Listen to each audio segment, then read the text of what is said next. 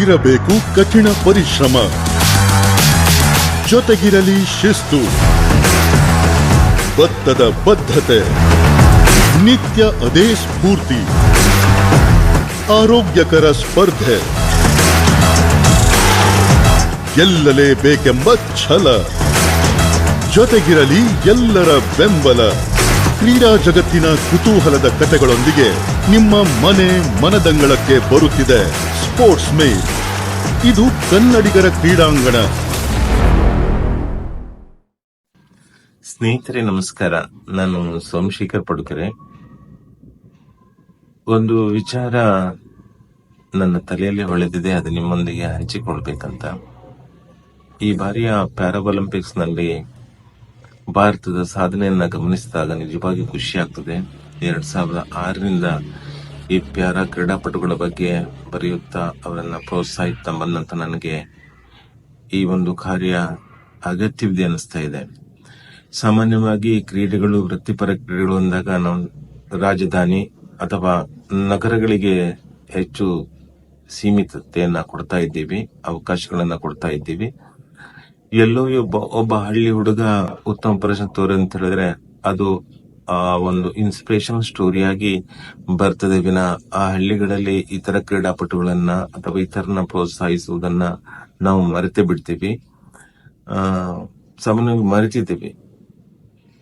ಈ ಪ್ಯಾರಾಒಲಿಂಪಿಕ್ಸ್ ಇವಾಗ ಏನಾಗಿದೆ ಅಂತ ಹೇಳಿದ್ರೆ ಅದು ಒಲಿಂಪಿಕ್ಸ್ ಕ್ರೀಡೆಯ ಈಕ್ವಲ್ ಸಮಾನತೆಯನ್ನ ಕಾಯ್ದುಕೊಂಡಿದೆ. ಅವರಿಗೆ ಸಮಾನ ಗೌರವವನ್ನು ನೀಡಲಾಗ್ತಿದೆ. ದೇಶದಲ್ಲಿ 69%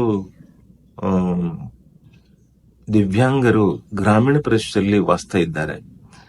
ಸರ್ಕಾರ ಇಂಥ ಸಂದರ್ಭಗಳಲ್ಲಿ ಅಥವಾ ಭಾರತೀಯ ಪ್ಯಾರಾಒಲಿಂಪಿಕ್ ಸಮಿತಿ ಇಂಥ ಸಂದರ್ಭದಲ್ಲಿ ಮಾಡಬೇಕಾದಂತ ಪ್ರಮುಖ ಕೆಲಸವಂತ ಹೇಳಿದ್ರೆ ಅವರು ಈ ಗ್ರಾಮೀಣ ಮಟ್ಟದಲ್ಲಿ ಈ ಪ್ಯಾರಾಒಲಿಂಪಿಕ್ಸಿನ ಅರಿವನ್ನು ಮೂಡಿಸುವಂತಹ ಕೆಲಸವನ್ನ ಮಾಡಬೇಕಾಗ್ತದೆ.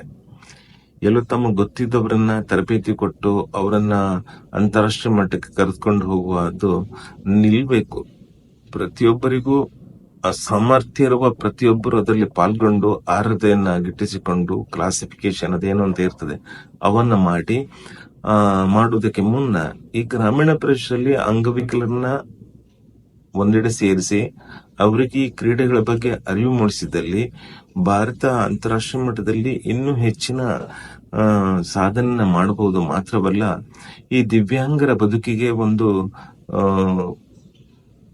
ಒಂದು ಬೆಲೆಯನ್ನ, ಒಂದು ಮೌಲ್ಯವನ್ನ ನೀಡಿದಂತಾಗ್ತದೆ.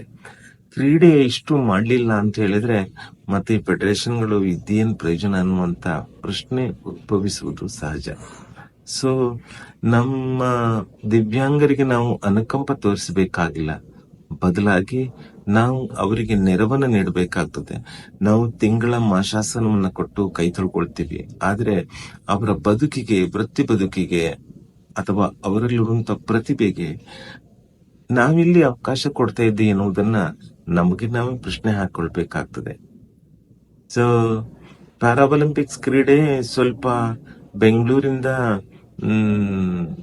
ಯಾವುದೋ ಹಳ್ಳಿಗೆ ಹೋದ್ರೆ ಬಹಳ ಉತ್ತಮ ಅನಿಸ್ತಾ ಇದೆ. ಯಾಕಂತ ಹೇಳಿದ್ರೆ ಹಳ್ಳಿಗಳಲ್ಲಿ ತುಂಬಾ ಜನ ದಿವ್ಯಾಂಗರು ಇದ್ದಾರೆ, ಅವರಿಗೂ ಕೂಡ ಅವಕಾಶ ಸಿಗುವಂತಾಗಬೇಕು. ಈ ಹಿನ್ನೆಲೆಯಲ್ಲಿ ಇಂತಹ ಸಂದರ್ಭಗಳಲ್ಲಿ ನಾವು ಯೋಚಿಸಿದ್ದು ಮಾತ್ರವಲ್ಲ, ಆ ನಿಟ್ಟಿನಲ್ಲಿ ಕೆಲಸ ಮಾಡುವುದು ಕೂಡ ಅನಿವಾರ್ಯವಾಗಿರ್ತದೆ.